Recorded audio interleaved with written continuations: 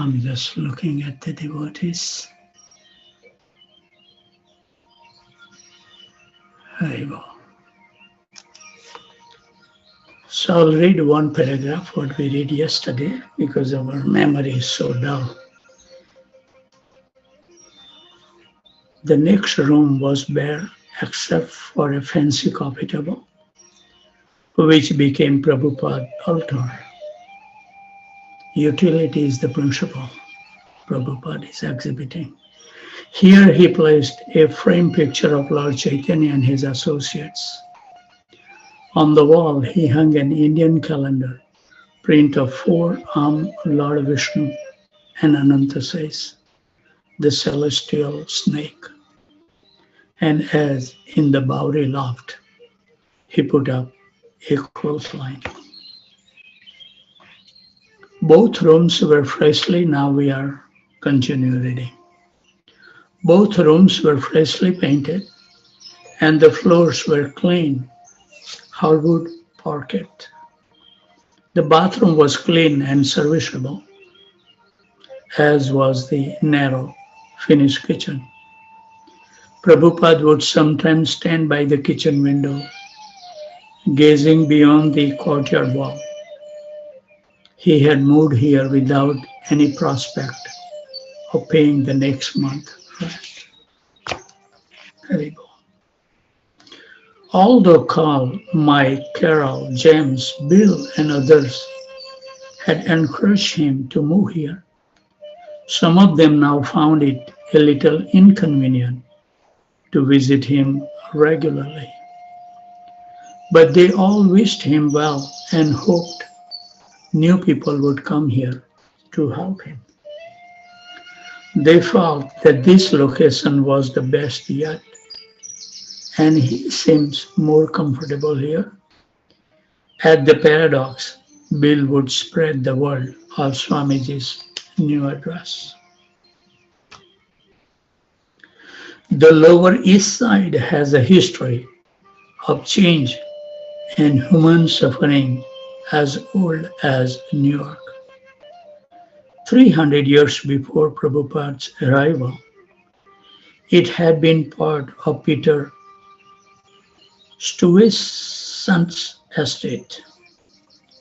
Today's landmark of Tompkins Square Park have then been a salt marsh known as Stuyvesant's Swamp. The Lower East Side first became a slum in 1840s when thousands of Irish immigrants, driven by the Irish potato famine, came and settled. 2 decades later, the Irish became the image of the American to the next immigrants. The Germans, who gradually grew in numbers, became the largest immigrant group in New York City. Next came East European Jews, Poles, and Ukrainians.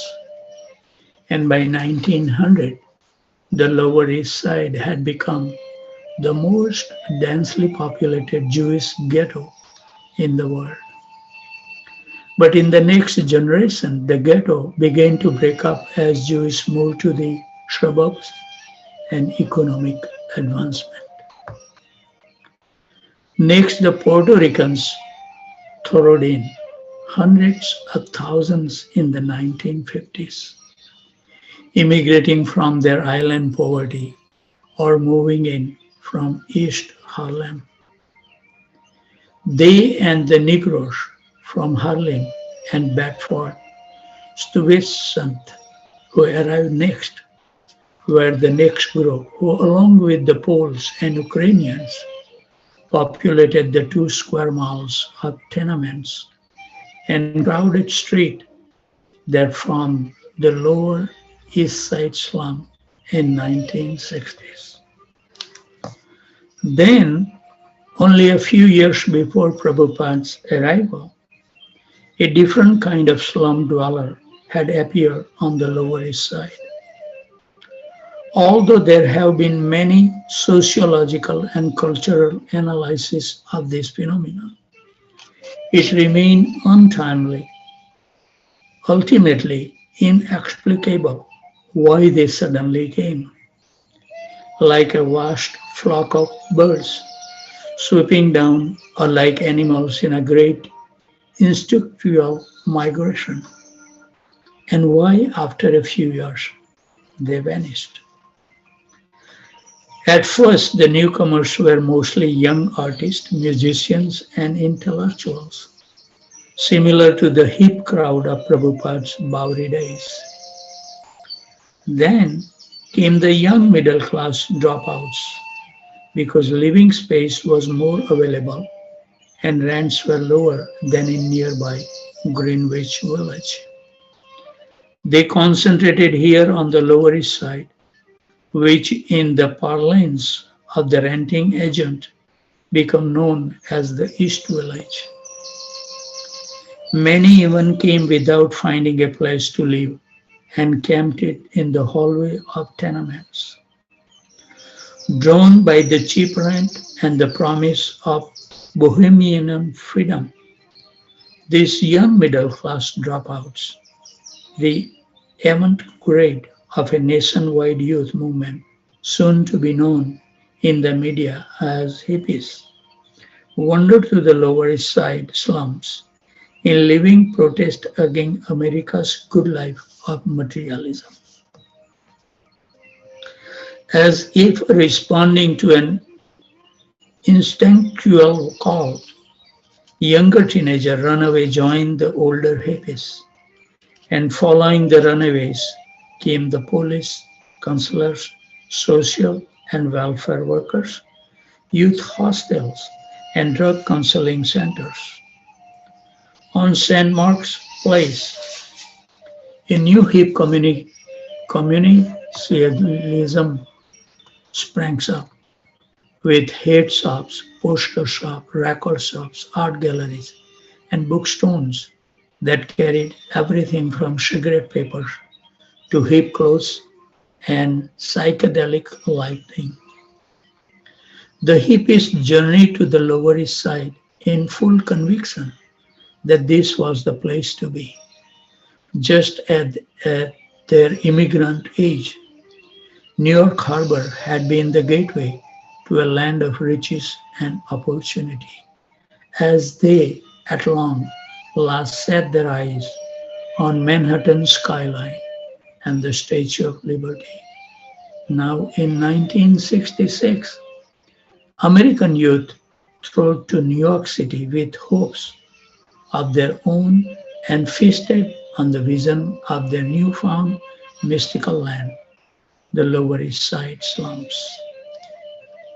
It was an uneasy coexistence with the hippies on one side and Puerto Ricans, Poles, and Ukrainians on the other. The established ethnic groups resented the newcomers who didn't really have to live in the slums, whereas they themselves did. In fact, many of the young newcomers were from immigrant families that had struggled for generations to establish themselves as middle class Americans. Nevertheless, the youth migration to the Lower East Side was just as real as the immigration of Puerto Ricans or Poles or Ukrainians had been, although the motives, of course, were quite different.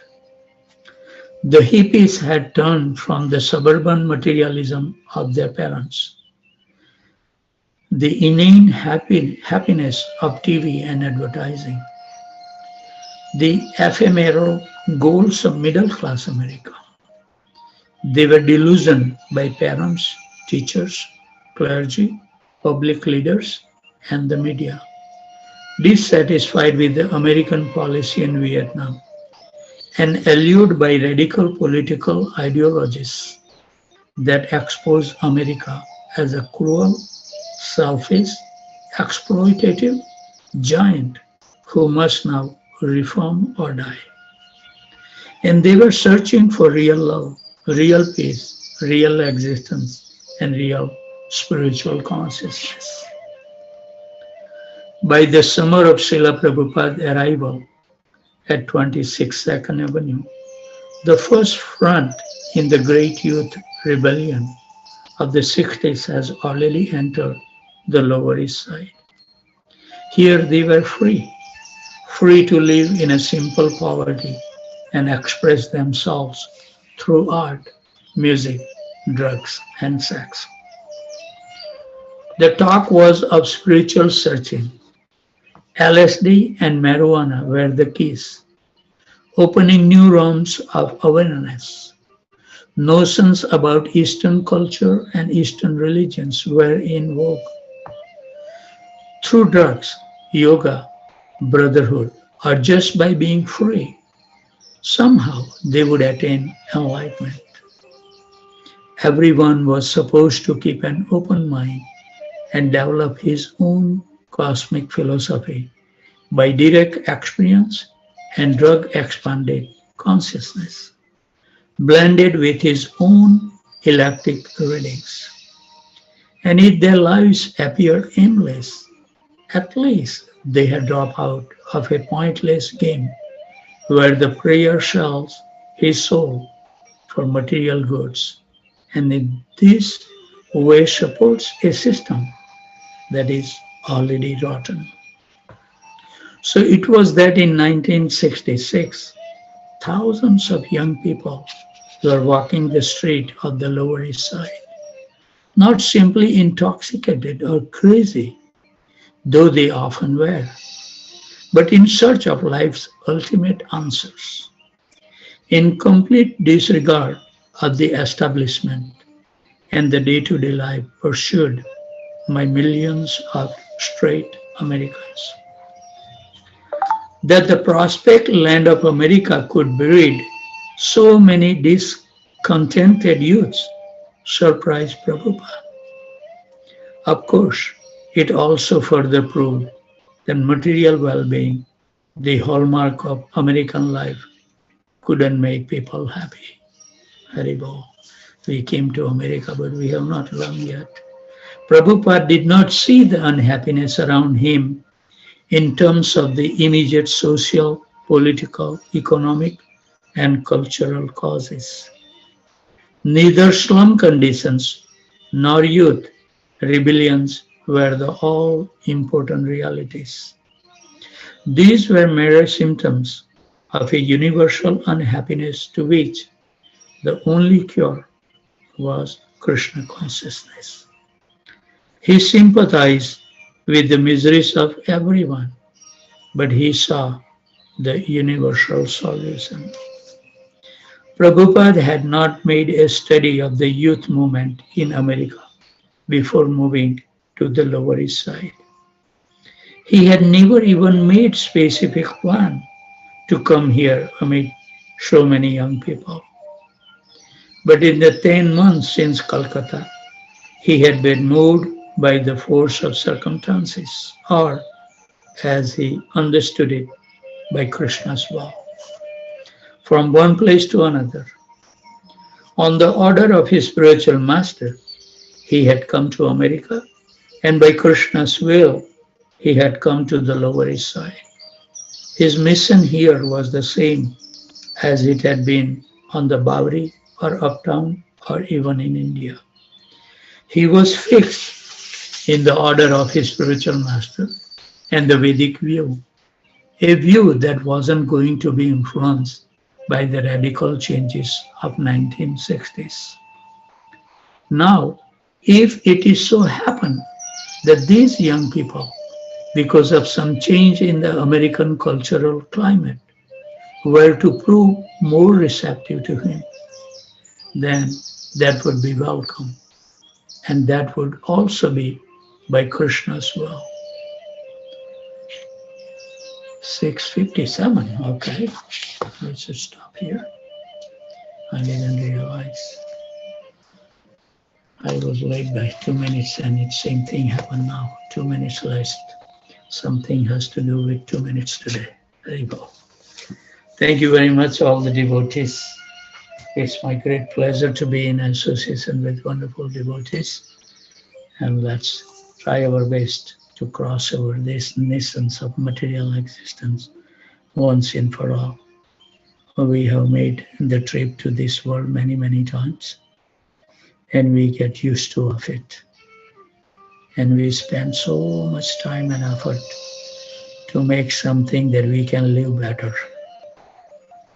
But Prabhupada has given us the solution if he wants to live better life. Krishna provided everything, but we need to have that conviction and faith in him. Otherwise, it won't happen. So with those thoughts, I would like to offer my humble obeisances at the desk of these wonderful Vaishnavas and Vaishnavis. Vanchakalpatarubhasya kripa sindhubhaya